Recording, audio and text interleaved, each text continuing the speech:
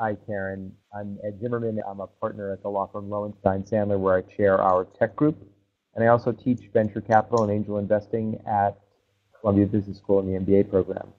Why don't you introduce yourself as well? Hi, so my name is Karen Moon. I'm a co-founder and CEO of Trendalytics. We're a software platform that measures consumer engagement with merchandise trends. Great. And Karen, you've been kind enough to provide some materials in advance of our discussion, which I had an opportunity to take a look at.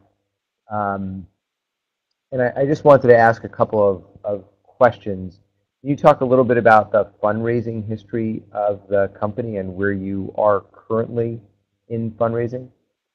We're currently in the fundraising process. We've closed half of our round with angel investors, and we're talking to some potential partners right now and in the process. Great. And can you also share a little bit about where you are in the product development? I took a look at the website as we discussed, and it looks like you can sign up or request an invite, but there's not a whole lot yet on the website. So talk a little bit about where the product. So our platform is targeted towards businesses. So we're actually in piloting with a number of retailers and brands. And in terms of product development, we've actually gone through a discover like from the beginning. We've actually partnered with a number of brands and retailers on development, and been kind of iteratively getting feedback along the way. And for the past month, we've had people on the platform giving feedback, and we're working towards towards monetizing contract on that with several retailers. Terrific. And I know that you sent some profiles from AngelList for the team members, which I also went through, and you also have a deck, which is really helpful. It might be useful to have some sort of executive summary that's more text driven. Some people are pretty Mhm. visual, and other people like to read text and kind of digest the story in advance. So I don't know if that's new feedback for you, but I think that having just a couple of pages of text would be really helpful in that regard. Yeah, no, that's good feedback. Great. And are there, I mean, I'm happy to continue asking you some questions, but are there questions that you have, anything in particular that you'd like my help on? I know you've worked with a lot of startups, throughout several phases of their, process, on the legal side and also as an investor. But I guess, for the benefit of, others that are watching, what are some of the best practices for companies in my sector, do you think? What are some of the, mistakes to avoid in the process, and also, kind of some best practices? Sure. And when you say mistakes to avoid, you're talking about in the fundraising process specifically? Sure. Okay. Well, Well, I guess I mean I saw you recently did a post on the Accelerator blog on pitching, and there's, I think sometimes you mentioned that there's common mistakes that people make, and I wonder, there's something you can expand on that.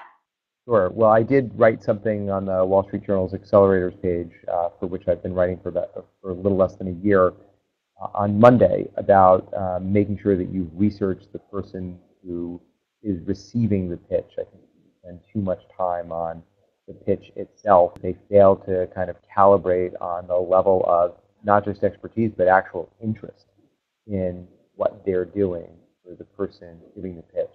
So I think knowing a little bit of background and maybe asking specifically some things on the web can be a little out of date. That's certainly one thing. You said that you've got some folks piloting your product currently.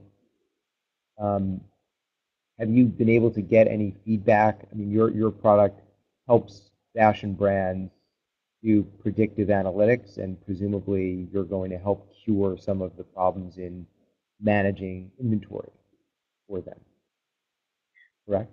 Right, and so the largest problem that a lot of retailers, I mean, if you think about the decisions that many merchant and buying teams have to make at an organization, they have to, they're basically looking for patterns in terms of what they think what will resonate with consumers, and that they'll actually buy. And so they're making these decisions many times 6 to 12 months in advance.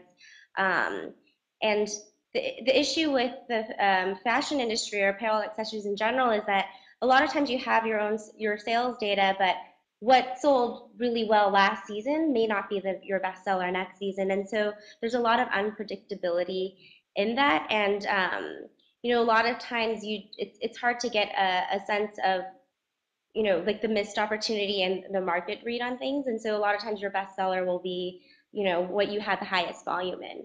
So having what we found in with showing all the data points that we've done for people, it's been really helpful to look at demand on a regional basis and to see, for example, if you take a trend like, if you take a seasonal trend uh, like swimming suits, when are people in Florida looking for swimming suits versus, people in, Washington State?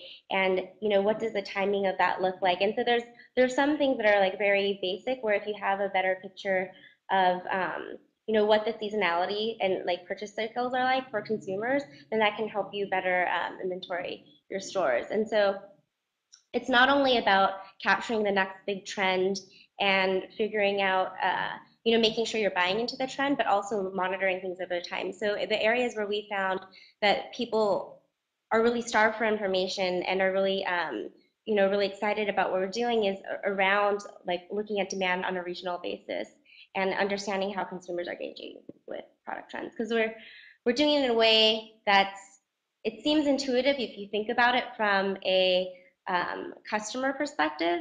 If you think about how um, how consumers like do their purchase behavior, like how they what influences their purchases and kind of their conversion, like customer cycle, and we're basically you know automating the process for that with like software to make all of those insights available to brands. That's great. And where are you in piloting? You have businesses that are currently ordering some portion of their inventory based on the intent data that you're supplying to them? Um, so we started like have getting people on our platform maybe about a month ago. So it's still pretty early. And the idea was we've taken a really iterative process on almost like a lean startup approach with development. And we're lucky because we have a lot of really strong relationships in the industry and people that were pretty excited about what we're doing. And so instead of waiting till we had a completely fully baked product, as we started to develop and add data points and visualizations to it, we actually started to get people on the platform. And based on that, we're actually now designing a user experience flow that's tailored to their daily workflows. So we want to not just be an analytics platform with all this information and data, but really tailor it to our users. And I think because we're so vertically focused and because we understand the decision process for merchant and marketing team and how they work closely together, we're able to design the software, based on that. So, currently people are giving us feedback on the process. Some are actually making decisions within giving us feedback, asking for like more runs of the data and, using with clients even on the agency side. And, we're kind of doing this like next iteration to design the user experience based on all the feedback we've gotten. So it's kind of like a midway in between step. Yeah. But these are businesses that are sucking the data out of the platform, in other words. So you've got users. Yeah. Right now it's all market data. Okay, perfect. Right. So we have, like like well-known brands to smaller, like well-known retailers that have been, working with us to smaller like smaller brands. And who are, and don't name them, but who are the next, if you raise additional funds successfully, who are the next two people that you would hire? Have you already identified them? Yeah. So we're focused on expanding our engineering team. Um, which everyone is. But so like, particularly looking for a really great front end designer. We're really, we're blessed to have like a lot of like really, really strong back end talent. And so that's like one of the key first hires. And then also, one of the, hiring through people early on when you're a startup is so important because it's, every individual person adds so much to the culture and the skill set and just like how quickly you can go as a startup. And so one of the hires that I think it's going to take a long time, but we've been actually starting a while ago as like a data scientist because it really takes someone to really understand not only the math and statistics, but when you really think about the story behind the numbers and someone who really has an affinity to understanding social trends and how that relates to like products and the whole idea of like how influences are, kind of cycled through. And so, like someone who really has an understanding of that and is really passionate about that, is would be great. Great. Because it's, it's interesting. It's not just like a functional hire, right? It's like culture, team fit, and people who are like passionate about the vision of what you're doing. But we're lucky. We've been talking to a lot of people that we like a lot and have been building relationships for some time, even before fundraising. So there's a number of people that we're talking to in the pipeline on that. Terrific. Well, I think that's all the time that we have. I'm certainly happy to talk more offline. Thanks so much. Thanks for your time. Appreciate it.